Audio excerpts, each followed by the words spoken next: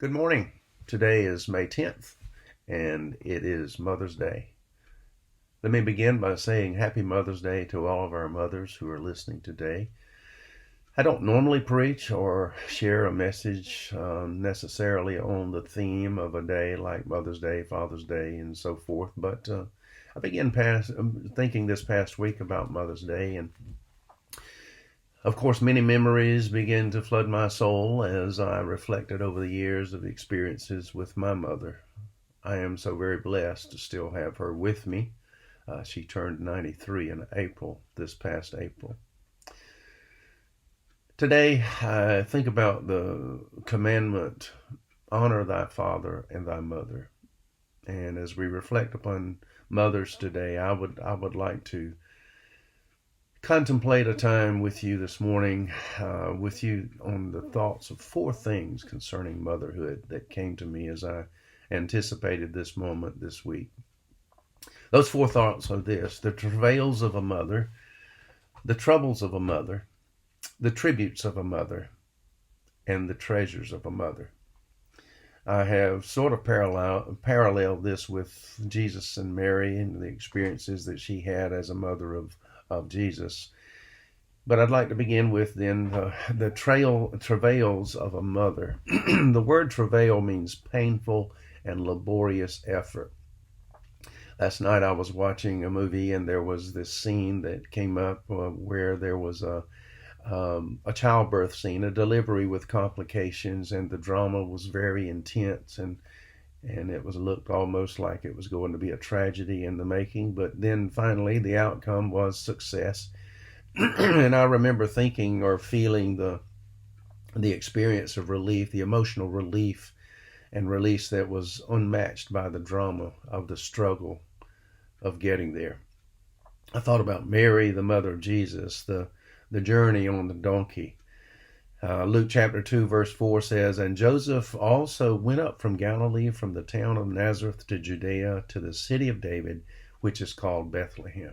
Can you imagine that journey on a donkey, being 9 months pregnant, being ready to deliver? In fact, when she arrived at Bethlehem, the time for her delivery was there, and she went into labor and gave birth to Jesus.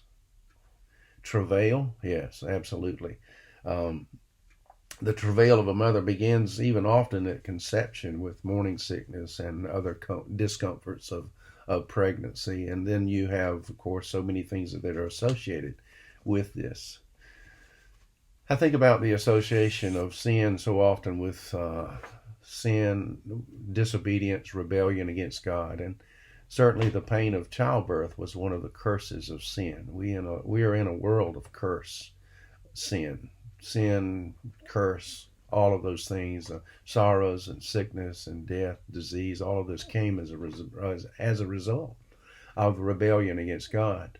But in Genesis 4:16, here's what the Lord says. He says to the woman, he says, "I will surely multiply your pain in childbearing.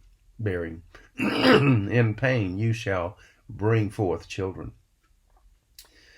Well, the pain and the travail certainly is there, and we know many experiences or stories of that. But in John chapter 16, verse 21, we also find that there is another side to childbirth, the joy that a little precious baby brings into a mother's heart, her pride and joy cuddled into her arms as she holds that dear little precious one against her breast. Jesus said in John 16:21, "A woman, when she is in travail, hath sorrow, because her hour is come.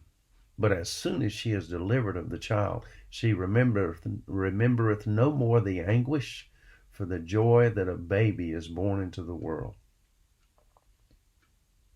When you consider this, unfortunately, the travail doesn't stop at childbirth. Raising children, which primarily falls to the mother's experience of responsibility in normal conditions, you have a 24/7 mammoth task of child care, responsibilities. I mean, it is hands-on constantly.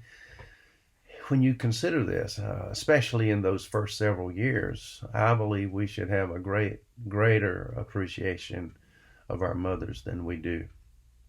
Well, travail is certainly a part of the mother's experience, but then there is the concept also that I shared with you, the trouble of a mother in child rearing, child bringing a child into this world. The troubles of a mother are many. I think of again the words of Simeon to Jesus when they presented Jesus as a child, dedicating him according to the law. Simeon says in verse 34, Luke chapter 2, verse 34, Simeon blessed them and said to Mary, his mother, "Behold, this child is appointed for the fall and rising of many in Israel, and for a sign that is opposed, and a sword will pierce through your own soul also, so that thoughts from many hearts may be revealed." We cannot even begin to imagine the pain and the difficulty and the sorrow that was in Mary's heart as she saw Jesus suffer as he did, from the trial right on through the entire night until there standing at the foot of the cross with a broken heart.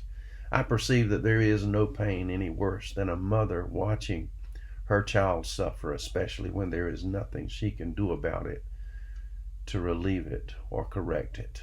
And there are many, many horror stories of mothers who are heartbroken over the experiences, the troubles that often come and are associated with motherhood and children. Well, there are many, but let's just continue. When you think about Jesus and mother, the Mary of Jesus, in this experience, the scriptures say in verse 40 that the child grew and became strong and was filled with wisdom, and the favor of God was upon him. And when his parents saw him, they were astonished, and his mother said to him, and this is where he was 12 years old, and they lost him. They thought he was with the family and traveled 3 days, and then all of a sudden, where is Jesus? And they go back to Jerusalem, and when they find him there sitting in the temple speaking to the priest, his mother said to him, "Son, why have you treated us so? Behold, your father and I have been searching for you in great distress." And he said to them, "Why were you looking for me? Did you not know that I must be in my father's house?" So the troubles of a mother, even with Mary and Jesus, are there. She, as a 12-year-old boy, she still has this stress of motherhood that you see magnified here in verses 48 and 49 of Luke 2. Well, very quickly, let's move on to the third word that I shared with you about the experiences of mothers, and that is the treasures of a mother, the remember when moments. We certainly find this true of Mary. Twice in Luke, Mary is said to have treasured these experiences, and no doubt these treasured memories brought much joy and strength in the days to come. Verse 18 says, "And all who heard it wondered at what the shepherds told them, but Mary treasured up all these things and pondering them in her heart." And then another experience just beyond that, in verse 50, when they finally found Jesus and experienced there, and brought him to the temple, and they did not understand the saying of Simeon that he spoke to them. And Jesus went down with them and came to Nazareth and was submissive to them, and his mother treasured all these things in her heart. And Jesus increased in wisdom and in stature and in favor with God and man. So there are treasures of childhood, treasures that are beyond compare. Mary had those treasures about the memories of Jesus. You as a mother have those treasures of childhood, those babies being born and those children being brought up. Yes, there is travail. Yes, there are troubles, and some of them are heartbreaking. But then there are those treasures that you hold dear to your heart, and those are blessings from the Lord.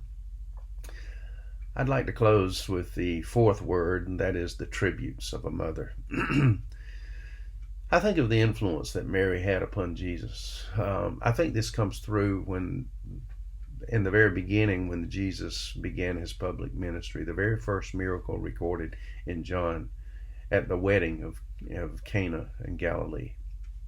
There, you remember Mary comes to Jesus and she says, "They have run out of wine."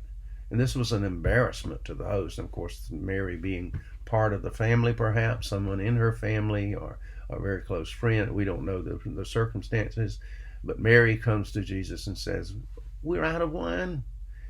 And what does Jesus do? He says, "Woman, what have I to do with thee? My hour has not come." And Mary doesn't even give Jesus a response to that.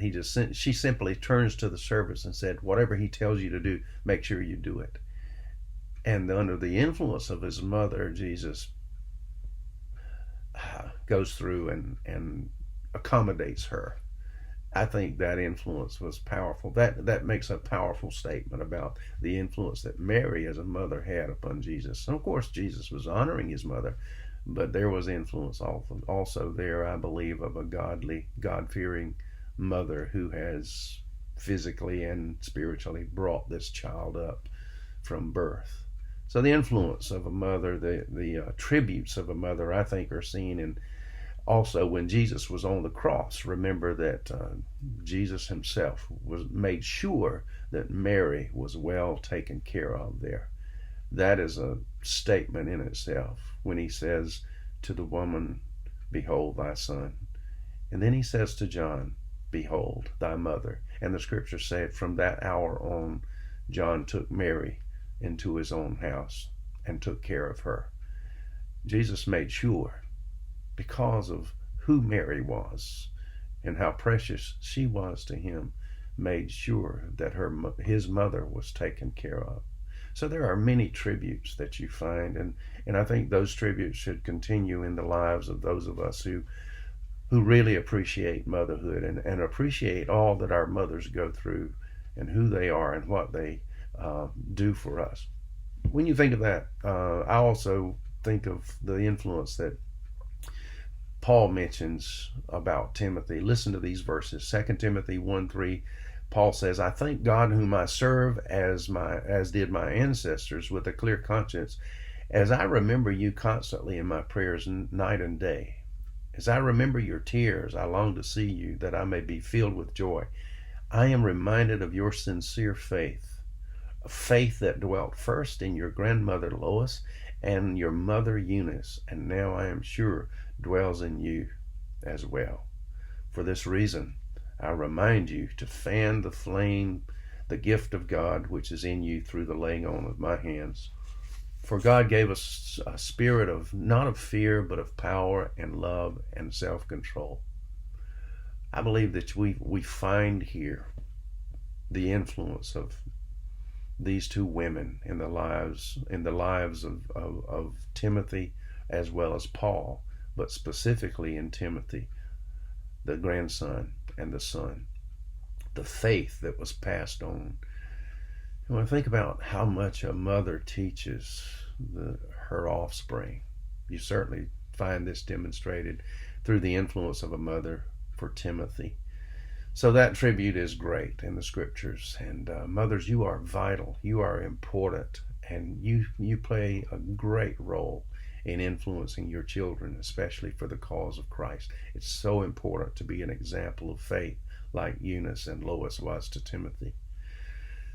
In 1 Thessalonians chapter 2, verse 7, Paul's statement assumes that a mother's normal attitude toward her child is one of love and care. A mother loves and cares for her children. Notice what he says, "But we were gentle among you, like a nursing mother taking care of her own children. So being affectionately desirous of you, we were ready to share with you not only the gospel of God, but also our own selves, because you had become very dear to us." How often do we find in the scriptures the illustration of motherhood and the care for the mother, for the children, that demonstrate spiritual truths and personal relationships? Paul uses it here. Isaiah chapter 66, verse 13. "As one whom his mother comforts, so I will comfort you," God says. "You shall be comforted in Jerusalem." the comfort of a mother, the teaching of a mother, the influence of a mother, what tributes the scriptures uh, exemplify for us of how important motherhood is. I think about so many things, and my mother did for me. I could go on with the memories, but today the memories are very important to us. And Lord willing, there will be a moment today, even though social distancing, I do not go in my mother's house. I stay outside and visit with her. My sister's taking care of her. But there will be moments of, you remember when, if the Lord allows it, this afternoon when I sit outside of the door of my mother's home and visit with her, making sure she's okay and taken care of. But we get to share those memories. Um, I know these are precious times, and if you are not blessed with your mother being alive today, treasure those moments in your heart. Think about those good things of the past and how important she was to you. And thank God for her, the memory of her, and the experience. And today, if you still have your mother with you, think about those wonderful, wonderful, treasured moments that God has given to you. Honor thy father and thy mother. May the Lord bless you, and may you have a wonderful Mother's Day. And until next time, we certainly appreciate you listening to our times together on the YouTube channel.